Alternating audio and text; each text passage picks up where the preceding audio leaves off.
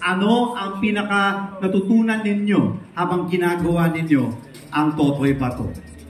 Benz, let's go with you. Let's do that around the table again. Pahabol na question to mula sa ating mga viewers online. Marami pong salamat. Hindi pa muna start yung taping ng ibang character. Wala pa doon. Wala pa ako natututunan. Okay. Billy. At least honest, no? At least, no? Ako, nakadalawang araw na ako. Nakasama ko nung makatrabaho yung Kiko. Yeah. Marami na when it comes to... Dalawang araw pa lang, marami na. Kasi yung dalawang araw na yun, puro chismisan kami. So, sa character na ginagampanan ko, ang laki ng tawid ko from the previous show na lumuhod. Na still lang siya, this time, magugulat yung mga manonood kung paano si Dustin. Ako rin nagulat na tumawid siya ng yun yung siguro yun yung mas matututunan ko. Thank you. Andrew? Ako ang natutunan ko para sa akin na focus on the goal lang. Tapos mahalin mo rin ginagawa mo. Kasi at the end of the day, makikita mo naman yung magandang result sa mga ginagawa. Ganda. Tama. Exactly. Diba? Kumbaga, ano, Kicks? Pwede. Di ba ganyan? Okay, next. Ako po, parehas kami ni Benz na natutunan. Kasi wala pa din. So, pero mas maganda po kasi yun dahil mas mahaba yung preparation para pag-aralan yung character. Correct. Benz, I feel you. Maraming salamat po. Okay. Next natin. Sige, yan natin. Yan. Okay. Sir Mon, kayo po. Ano daw ang natutunan ninyo? Actually, more than natutunan, mas excitement. Sobrang yes, excited ako talaga sa cast na ito eh. Art Acuña, naka-eksena ko kahapon, grabe. Ang dami kong natutunan kay Art Acuña. Galing. Ayan. Art, ano, you're saying something, sir. How about you, sir? What else have you learned? Well, first, I'm very blessed to be working with such talented, creative people. Yeah. And I'm talking, from direction to writing. Everybody is collaborative. Yeah. They've got this childlike glee. Yes. Like we're at the playground for the first time. Let's create something. And it's not just one date like that, the next it's terrible. No, it's always like that. And you know what? It resonates, ha? It shows. Kita. Nahulog cellphone ko. Sige. Kita mo, nag-resonate sa akin. Nahulog. Pero no, it resonates. I saw the staff. I've been watching, observing the cast. Yeah. Parang from top to bottom, correct me if I'm wrong. But it resonates. Kumbaga, you guys are just having a great time doing this. Absolutely. It's worth the exhaustion because you're creating something, So, I don't know, I don't do things because it makes me happy. Yeah. I do things because it's meaningful. Yes. So that's what I learned from this one too, is not to judge. And you never know why a person does something good or bad. If they're doing something good because they're just good, kind-hearted people, that's great. But sometimes they're doing an act of kindness because they're making up for something. You're right. Yeah. It's atonement. Yes. You know what I mean? So, yeah. Wala na, I can go on and on. If you want to keep talking, sige ka. Okay, let's go back to the back. CJ? Natalo ka, sorry. First thing I learned about this project is, again, it's not something I learned, but rather I've come to embrace, is that how truly blessed I am to be a part of this. Like Kiko, it has deep roots. Yes, of course. His own family, and of course. Mine as well. It goes way back, and it's more meaningful now that we get to walk in the footsteps of those who paved the way for us.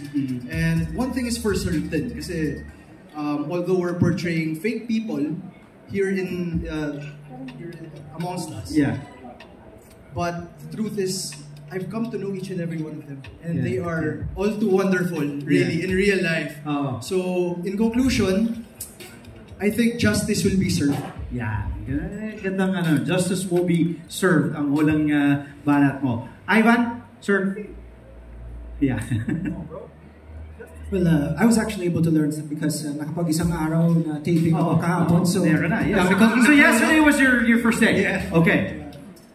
Well, for the last 2 years, not a lot of people know this, but I took off from acting and I competed for the Philippine national team in Jiu-Jitsu. Yeah. And I competed internationally. The thing with Jiu-Jitsu is it's a solo sport. It's just you there. Correct. Everything is on your shoulders. Yes. But after being part of this group, working with these veteran actors, parang na-realize ko yung power of teamwork.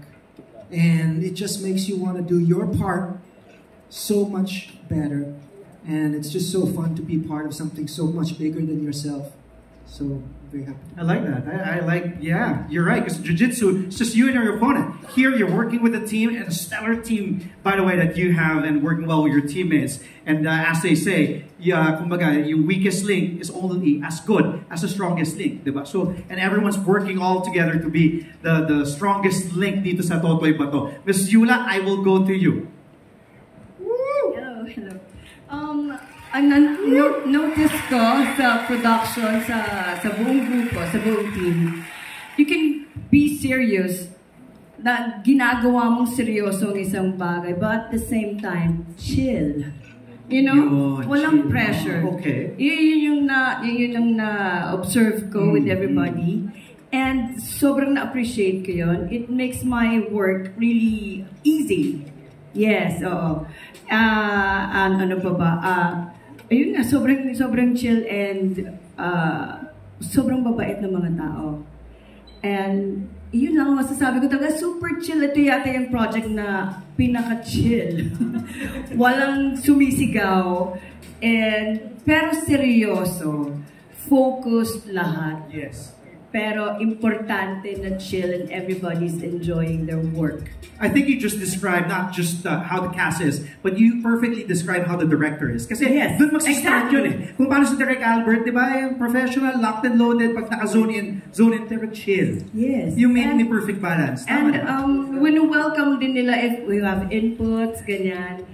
Sinasabi nila na, you can do this, or okay lang kung isama mo to, and ganyan. Sobra. And magagaling ang mga kasama ko. Sobrang excited ako. Sobrang excited ako sa project na to. And very thankful ako na napasama ko sa Totoy Bato.